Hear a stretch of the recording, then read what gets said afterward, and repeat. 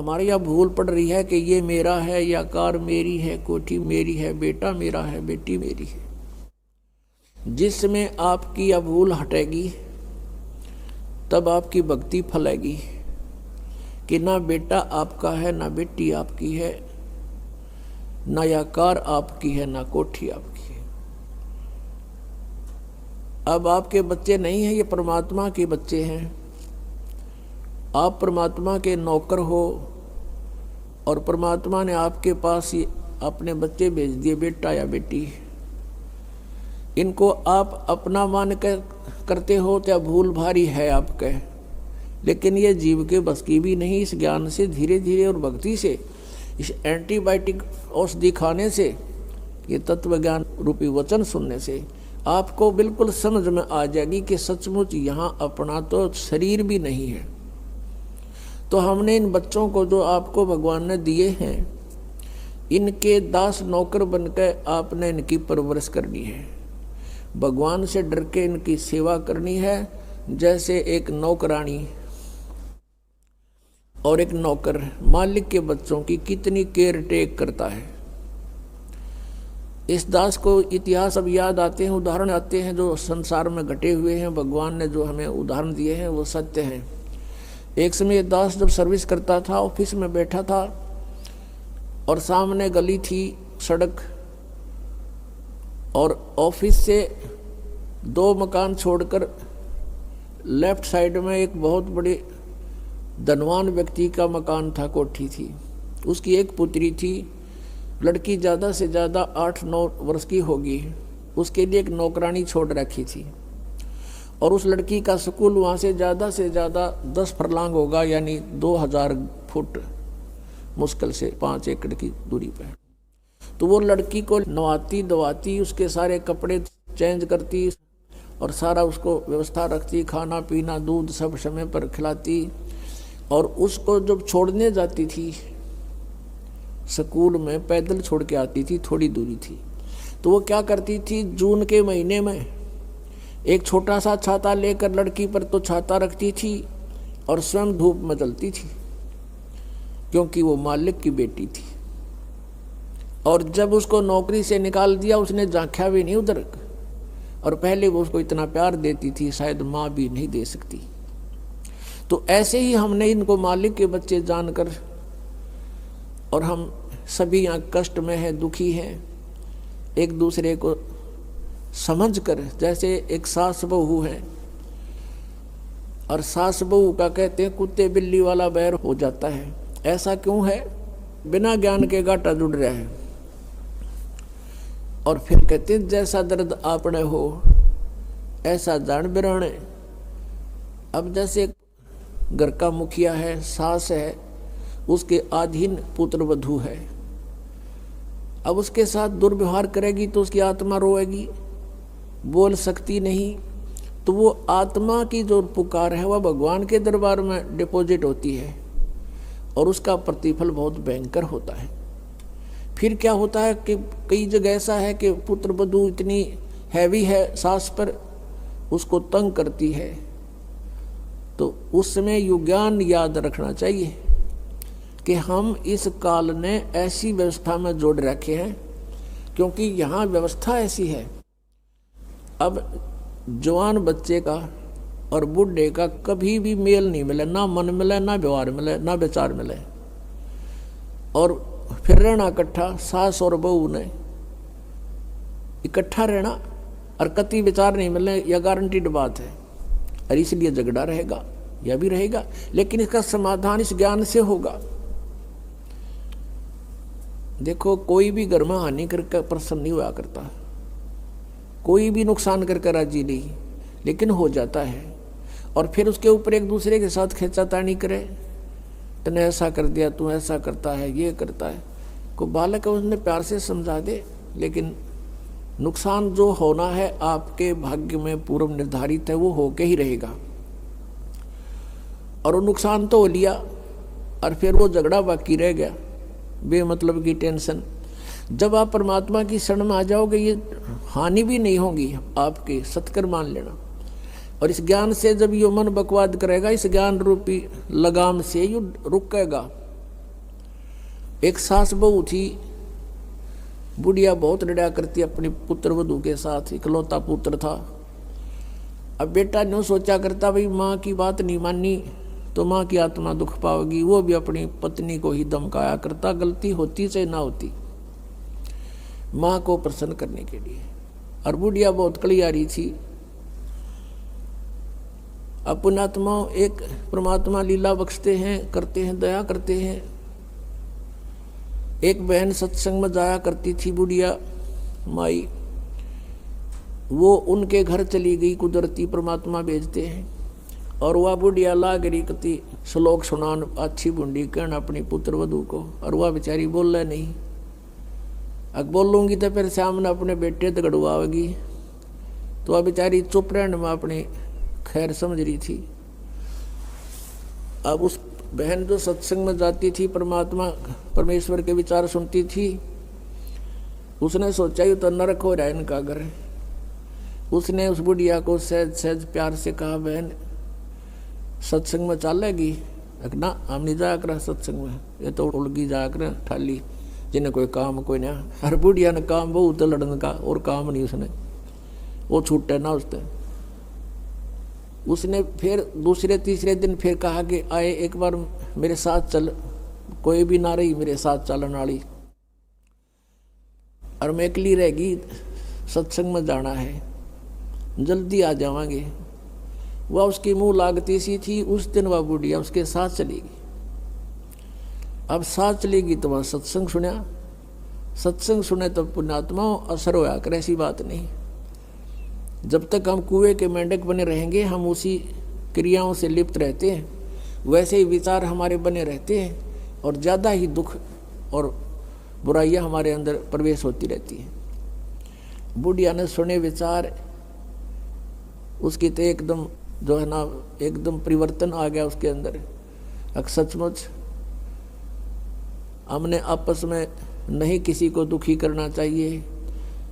कथा सुनाई गई कि एक व्यक्ति था,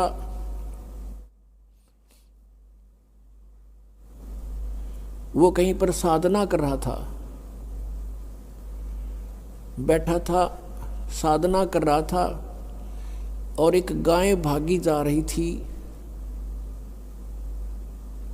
और वो गर्भवती थी, और उसको ये आभास हो गया था कि कोई कसाई उसके पीछे पड़ा हुआ है।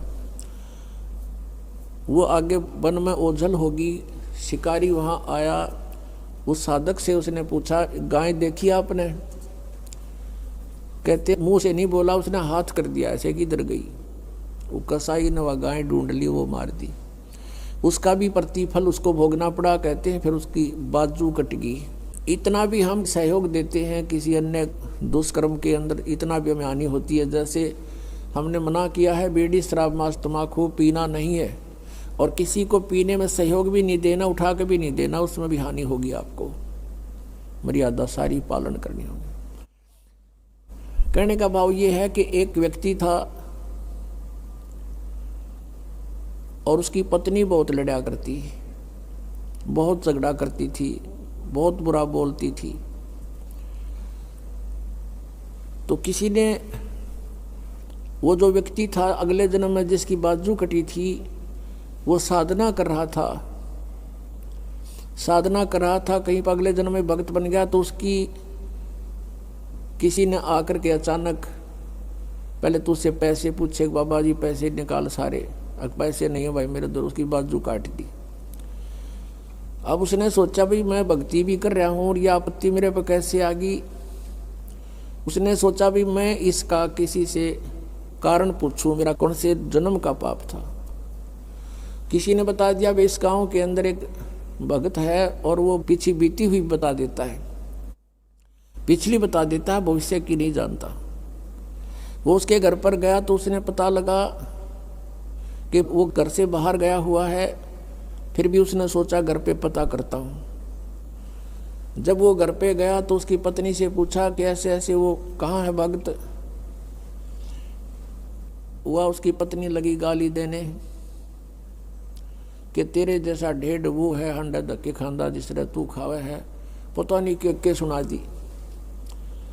अब जिसका हाथ कटा हुआ था उसने सोची भाई मैं तो गलत आ गया, मेरे साथ मजाक कर दिया, दिखे ना भगता के घर में कैसी बात होया करे, इसी ने कमी होया करे। वो वापस चल पड़ा। रास्ते में किसी ने बता दिया कि तू जिसका घर पूछा था ये आ रहा वो व्यक्ति। उसने उसको सोचा ले चल आया है बाहर, बात कर लेता हूँ। राम रमी हुई, नमस्कार हुआ, कुशल मंगल पूछा। उस जिसका हाथ कटा हुआ था उसने पूछा कि भाई एक बात बता, क्या तू पीछे की जानता सारी? कहाँ जी, दया है भगवान की। भाई पहला मेरी तो पाछा बताइए, पहला तू अपनी बताया, तेरे घर में इसी बूंदी कलियारी क्यों करा रही है? ऐसी बेहुदा बोली वाह न बोला, यह भी बताऊं, पहला यह सुन ले तू। पिछले जन्म में मैं था काग, या थी गधी, और जब कुमार इसने छोड़ देता इसकी कमर टूटी हुई होती थी, मैं इसकी वो खाता था, टूटी हुई कमर से उन जख्मों से मांस खाता था। तो आज भाई ये अपना बदला ले रही है मेरे ते, और ये इतने जख्म करेगी मेरा जितने मन न कर रखे हैं। तब उसने पूछा भी फिर मेरा हाथ क्यों कर कटा? मैं तो भगत आदमी, और यू कैसे जुल्म हुआ मेरे साथ? उसने बताया कि पिछले जन्म में भी तू भगत था और तूने एक गाय के कटने में सहयोग दे दिया, तूने न्यू हाथ कर दिया कि इधर गई, बोला नहीं तू ऐसे गई, इससे तेरा हाथ कटा। अब कहते हैं तुमने दरगाह का मैल नहीं देखा, धर्मराज के तिल तिल का लेखा। अब इस तरह कहते तुम एक दूसरे को सताओगे तो तुम्हें आगे फिर दंड भोगना पड़ेगा। वह बुढ़िया के बात समझ में आएगी, मैंने तो जुल्म कर दिया। उसके बाद अपनी पुत्र वधू को वो बिल्कुल शांत रहे, बोले ही नहीं फालतू। सत्संग में ये भी सुनाया गया कि जो कुछ हानि होनी है वह तो हो चुकी, और पाछा वो खाम खा महाभारत बनाने की कोई आवश्यकता ही नहीं। वो तो दूना दुख पैदा करने वाला वो वस्तु आवे नहीं वापस। एक दिन क्या हुआ, वह पुत्र वधू गाय भैंस का दूध निकाल के और ऊपर कड़ियों में कड़ा डाला कर दे, हुक लंबा सरिये का हुक ला देते, और उसमें बाल्टी टांग देते थे कड़े में, हुक में, कुत्ते बिल्ली से बचाने के लिए। अब उस पुत्रवधू ने वो ऊपर, क्योंकि ऊंचा होता था, गर्दन नीचे रखनी पड़ती थी, यूं कर टांगन लगी, वो कि तो उल्टी साइड में लग गया। उसने सोचा टंग गया, हाथ छोड़ दिए, वो बाल्टी नीचे गिर गई, सारा दूध फर्श पे फैल गया। अब पुत्रवधू ने देखा बुढ़िया की तरफ, अगी वो होगी ओन अनो बिरना कई दिन का सांग हो गया यो। अब उसकी तरफ देख रही है बेचारी भयभीत दृष्टि से। बुढ़िया कहती बेटी कोई बात नहीं, हमारे भाग में नहीं था यो, और इसको उठा ले ऊपर ऊपर से और भैंस को ही डाल दे बेटा उसके चारे में। ये अपने भाग में नहीं था इसलिए गिर गया, कोई बात नहीं। अब उस पुत्रवधू ने सोचा आज बुढ़िया कौन सा स्टेशन पकड़ेगी, या तो कदे 16 बात बोलिया नहीं करती। काफी देर उसका जची नहीं, बुढ़िया फिर शुरू हो गया ऊपर ले मन तक कहती हो कदे। वह बुढ़िया खड़ी हुई, साथ ला के बेटा ठा इसने और भैंस के चारे में डाल दे, कोई दिक्कत को नहीं। अब उसने सोची अपने बेटे ने बतावेगी, मेरे तो ना कहती होगी, तो वो भी आ लिया, पुत्र भी उसका कोई जिक्र नहीं करा बुढ़िया ने। तब उस माई ने, उस बहन ने सोचा भाई इतना परिवर्तन आया क्यों कर इसमें, उसके चरण दबावे, सेवा करे। फिर पता चला कि बेटी मैं सत्संग सुन के आई हूँ, और बेटा मैंने आज तक जो गलतियाँ की तेरी आत्मा दुखाई, बेटा मैं माफ़ी मांगू तेरे थे। अब पुत्र वधू रोन लाग गई, बोली माँ कोई बात नहीं, अब तो माँ तुल्य हो और मेरे हित में ही कुछ कहती थी। उस दिन से पुत्र वधू ने भी नाम ले लिया, फिर धीरे धीरे उसके बच्चे ने भी नाम ले लिया, और घर में नरक के स्थान पर स्वर्ग हो गया। अब इस परमात्मा की वाणी से, ज्ञान से स्वर्ग तो यही हो जाएगा, और सतलोक हमने जाना है, फिर भक्ति करके वहाँ सतलोक चले जाएंगे, महासुख वहाँ हो जाएगा।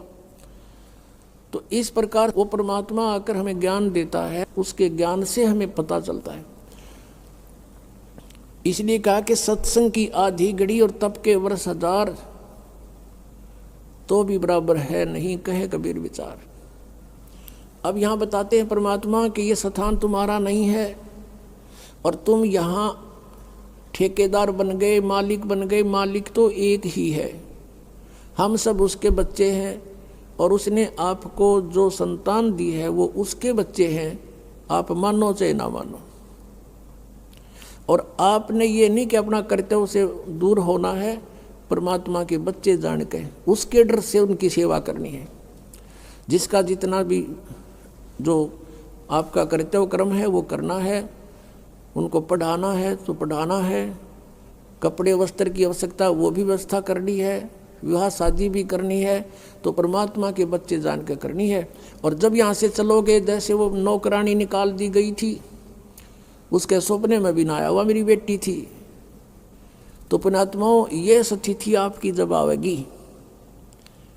आवेगी ऐसी बात नहीं, क्योंकि ज्ञान से ही अज्ञान हटता है। हम अज्ञानवश आप एक कुर्ता पर आकर मन अपना मान लिया, किसी का बच्चा जा रहा हो है कहीं पर और उसको तुम अपनी तरफ से कुर्ता पजामा पर आकर अपने घर बैठा लो, मेरा है ना जो मेरा है, या कोई बात हुई? तो हमने इस जीव को एक कुर्ता परा दिया, बेटा और बेटी का, और अपना मान लिया अपना मेरे हैं, या कोई समझदारी की हमने। तो इस प्रकार हमारा इस ज्ञान से मन हटेगा, सच्चाई की तरफ पहुंचेगा। अभी तक तो हम देखा ज्ञानवश ही अपना मान लेते थे, शरीर अपनाए नहीं है तो हम दूसरे को अपना कैसे मान बैठे। तो क्या बताते हैं परमात्मा, आगे गए ना बावड़े ये रहते भी सब जान, बिन साहेब की बंदगी कहीं ठोड़े ठिकाना ना। जो यहाँ से मृत्यु को प्राप्त होकर चले गए उन्हें तो आकर बताया नहीं हम कहाँ गए, के बनी हमारे साथ। और जो शेष बचे हैं वो भी जाएंगे, बिन साहेब की बंदगी की तो ठोर ठिकाना ना। आज तुमने अपनी आकार कोठी मान रखी है मेरी है, कल मृत्यु होगी, पुण्य कर रखे आप जाओगे स्वर्ग में। स्वर्ग का समय आपका निर्धारित होगा, वो पूरा होते ही वहाँ से कहेंगे चलो चलो नरक में। नरक का समय पूरा होता कहेंगे चलो चलो गधे की योनि में। गधे का समय पूरा होता मृत्यु होगी, मृत्यु होती चलो फिर कुत्ते की योनि में। कुत्ते की योनि भोगी फिर चलो मनुष्य की योनि में। मनुष्य की योनि में ये आप देख रहे हो क्या करते हो, ये करते खत्म होते फिर चलो नरक में। तो ये चलो चलो सतलोक में मिटेगी। और उसके मिटाने का प्रोसीजर अब हमें पता लग गया। अब इस चलो चलो के नाश करने का, समाप्त करने का हमें पता लग गया, वह विधि का पता लग गया। परमात्मा ने क्या बताया है, जग सारा रोगिया रे जिन सतगुरु वैद न जाण्या। जग सारा रोगिया रे, जग सारा रोगिया रे जिन सतगुरु वैद न जाण्या। जग